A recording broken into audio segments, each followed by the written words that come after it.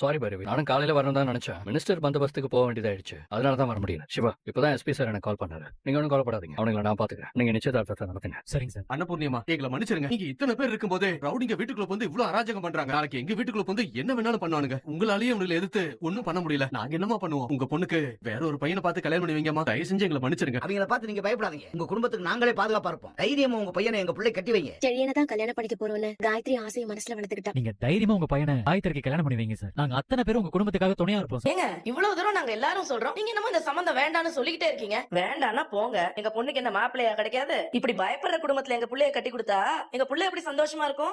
நீ கொஞ்சம் சும்மா இருக்கியா? சார், அதான் இவங்க எல்லாரும் இவ்வளவு சொல்றாங்கல்ல, அப்புறம் ஏன் பயப்படுறீங்க? மாரணியும் சம்பத்தையும் லாக்அப்ல வச்சு நான் பிரிச்சு எடுத்து இனிமே உங்ககிட்ட பிரச்சனை பண்ண அவங்க வரவே மாட்டாங்க. தைரியமா உங்க பையனை காயத்ரிக்கு கல்யாணம் பண்ணி வைங்க. உங்க ஃபேமிலிக்கு போலீஸ் எப்பவுமே பாதுகாப்பா இருக்கும். நிச்சயதார்த்தத்துல இவ்வளவு பிரச்சனை பண்றானுங்க, நாளைக்கு கல்யாணத்துல பிரச்சனை பண்ண மாட்டானுங்கன்னு என்ன சார் நிச்சயம்? நீங்க ஒன்றும் கவலைப்படாதீங்க. வெயில கூட வெளியே வர முடியாத அளவுக்கு அவங்க மேல கேஸ போட்டு உள்ள நீங்க அவங்கள நினைச்சு பயப்படவே வேண்டாம். அப்பா, டிஎஸ்பி சார் இவ்வளவு தைரியம் கொடுக்குறாரு, அப்புறம் ஏன்பா பயப்படுறீங்க? நீங்க நிச்சயதார்த்தத்துக்கு சம்மதிங்கப்பா. நான் காயத்ரியே கல்யாணம் பண்ணிக்கிறப்பா. பொண்ணு வீட்டுக்காரங்க நம்ம குடும்பத்துக்கு எந்த பிரச்சனையும் வராதுன்னு சொல்றாங்கல்ல, நிச்சயத்துக்கு சம்மதிப்பா. நிச்சயதார்த்தம் நின்னா ஒரு பொண்ணோட மனசு எவ்வளவு கஷ்டப்படும் தெரியுமா? அவனுங்களுக்கு பயந்துகிட்டு நிச்சயதார்த்தத்தை நிறுத்திடாதப்பா. எங்க அதான் இவ்வளவு பேர் சொல்றாங்கல்ல, நிச்சயத்துக்கு சம்மதம் சொல்லுங்க. நீங்க எல்லாம் இவ்வளவு தூரம் சொல்றதுனால நான் நிச்சயத்துக்கு சம்மதம் சொல்றேன். ஏண்டா, அவங்ககிட்ட என்ன சொல்லி ஆறுமுகம் வீட்டுக்கு அனுப்பிச்சேன்? நீ அங்க போய் அரை மணி நேரமா என்ன பண்ணிட்டு இருந்த? சார், நீங்க சொன்ன மாதிரி தான் சார் வீட்டுக்குள்ள போய் தகராறு. ஆனா அந்த ஆறுமுகத்தை அவங்க அம்மாவும் தம்பியும் சேர்ந்து இழுத்துக்கிட்டு போய் ரூம்ல வச்சு பூட்டிட்டாங்க சார். நான் அவன்